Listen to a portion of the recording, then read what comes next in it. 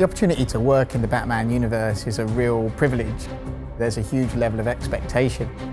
You want to create something that stands up with all of this other great fiction and Batman lore that's been told over the years. It was such a great concept of Batman being victimized by all the characters. The potential for conflict was limitless. You will die. I think the stakes are much higher here. Joker has a lot less to lose. He was sick in the head before, but now his body is sick as well. I've just had a horrible thought. We could both actually die here tonight. The whole series is kind of like living in this crazy, dark world where you don't really know who's really a good guy anyway. You must show you are willing to take a life. It's got a really fantastic, gritty flavor to it. This game is totally badass. Writing a story for a game is completely different, I think, to writing a story for a film.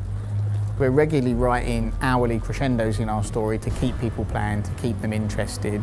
And then obviously the long-term story arc, you know, Batman's poisoned, what's going to happen, he's dying, Joker's dying, where's this going? If you wanted to be cured so badly, you only had to ask. The great thing about Batman's Rogues Gallery is that everyone's a bit different, everyone's out for their own end, and all those things they're trying to achieve are slightly different. Bring out the defenders!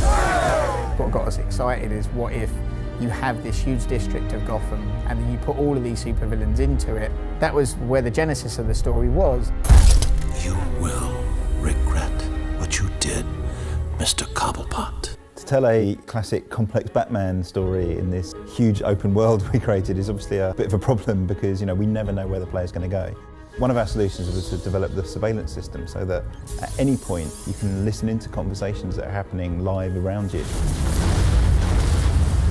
There are lots of these kind of story elements that we are constantly drip feeding you throughout the game. They're all talking about events that you have witnessed or seen or been part of. What the hell happened?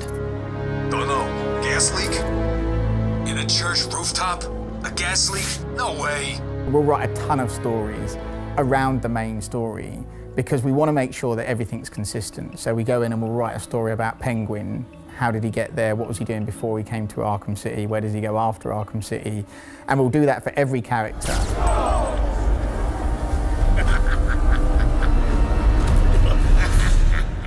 We always thought Penguin was going to be, you know, a hard character to put in our game, you know, because traditionally, you know, he's this little guy, monocle, top hat, which, you know, looks great drawn, but when we put him in 3D, it just wouldn't have worked.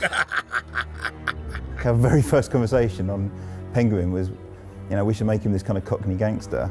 And then I think I joked we should shove a bottle in his eye for the monocle. And I don't know if it was Jim or someone from DC, it straight away went, that's awesome, let's do that. And you know, it's that kind of relationship that really helps us take these characters and push them to new places.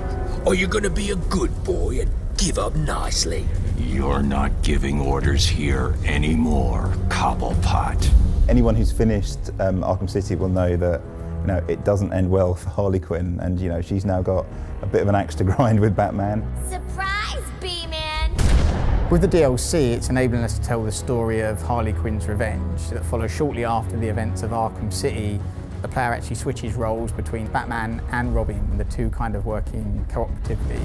You're late, Batman. Late, late, late. We spent so long working on the mechanics, working on how to tell stories, building the characters, you know, building this playground. We could almost be more ambitious and create a storyline that ties up loose ends and really makes sense in our universe.